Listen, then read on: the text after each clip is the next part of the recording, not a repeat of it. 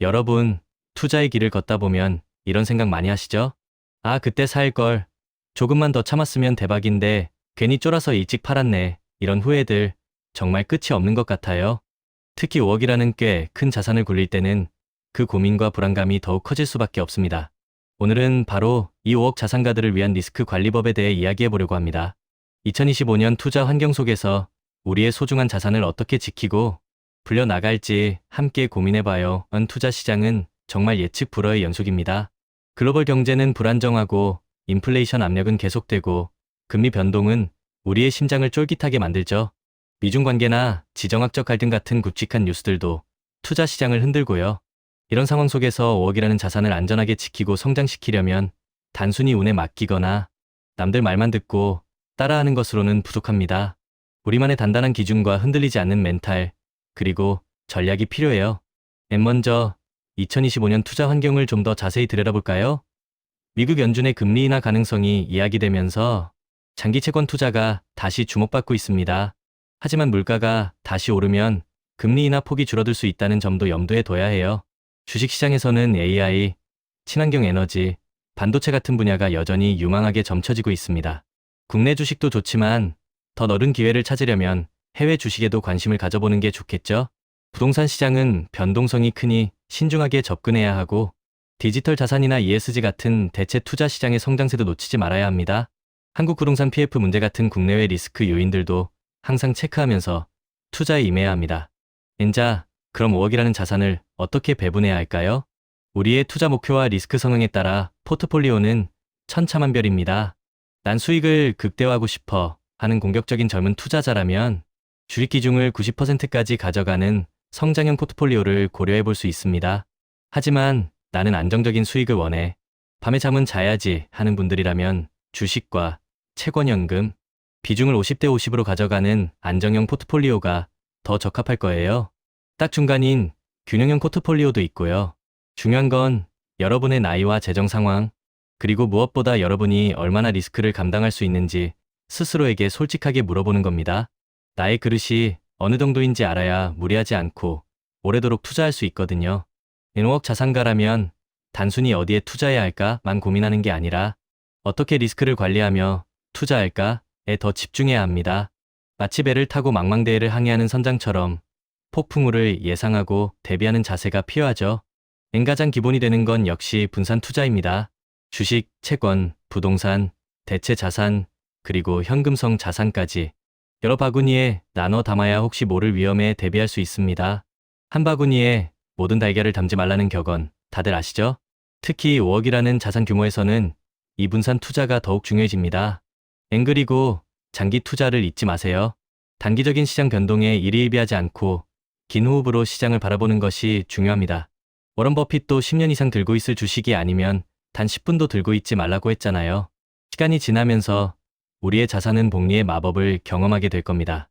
단순히 싸 보이는 것에 투자하는 게 아니라 가치 투자를 지향해야 합니다. 저평가되어 있지만 성장 가능성이 높은 우량 기업을 찾아 투자하는 거죠. 또 안정적인 현금 흐름을 원한다면 배당 투자도 좋은 방법이 될 수 있습니다. 고해당주나 배당 ETF에 투자해서 꾸준히 현금 파이프라인을 만들어 보세요. 이 모든 과정을 직접 하기가 어렵거나 시간이 부족하다면 자동화 투자나 전문가 조언을 활용하는 것도 좋은 방법입니다. 로보 어드바이저나 자산관리 전문가의 도움을 받는 거죠. 그리고 포트폴리오 리밸런싱을 정기적으로 해주면서 처음 세웠던 비중에 맞게 자산 구성을 조정하는 것도 잊지 말아야 합니다. 시장 상황에 따라 포트폴리오의 균형이 깨질 수 있으니까요.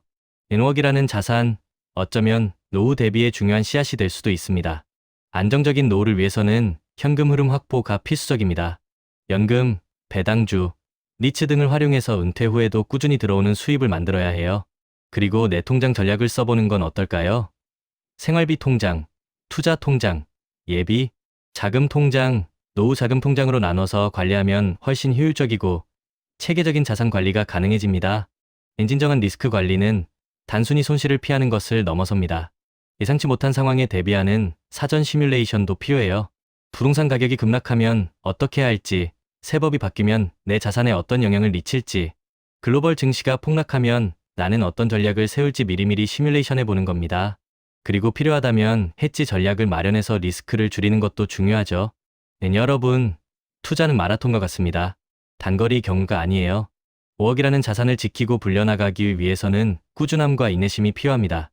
시장의 흔들림에 쉽게 동요하지 않는 단단한 갓발을 키워야 해요. 처음에는 몇백만 원만 떨어져도 가슴이 철렁했지만 시간이 지나면서 몇천만 원, 몇억이 왔다 갔다 해도 덤덤해지는 자신을 발견하게 될 거예요.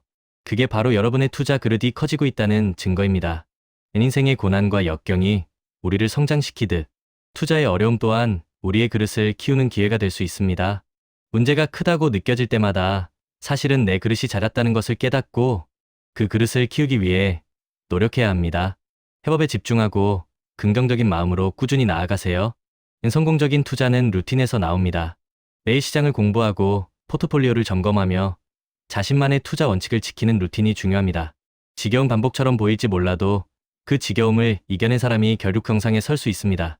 JYP도 그랬잖아요. 지겨운 걸 매일 이겨낸 사람이 결국 성공한다고. 투자도 똑같습니다. 장기적으로 우상향할 자산을 꾸준히 모으고 리스크를 시간에 녹여 수익으로 바꾸는 것. 이것이야말로 진짜 성공의 길입니다. 네, 마지막으로 우리가 어떤 씨앗을 뿌리고 있는지 생각해 봐야 합니다. 성실한 농부가 비옥한 땅을 찾아 씨앗을 뿌리듯 우리도 좋은 자산을 찾아 꾸준히 투자해야 합니다.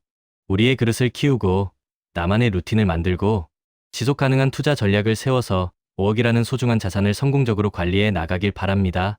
기억하세요. 첫째, 시간이라는 무기로 장기 투자하세요. 둘째, 강력한 마인드셋으로 흔들리지 마세요. 셋째, 인생 이벤트에 맞춰 투자 전략을 유연하게 가져가세요. 넷째, 예측 불가능한 리스크에 대비해 분산 투자하세요. 이 모든 여정의 첫걸음은 바로 끝까지 살아남는 것입니다.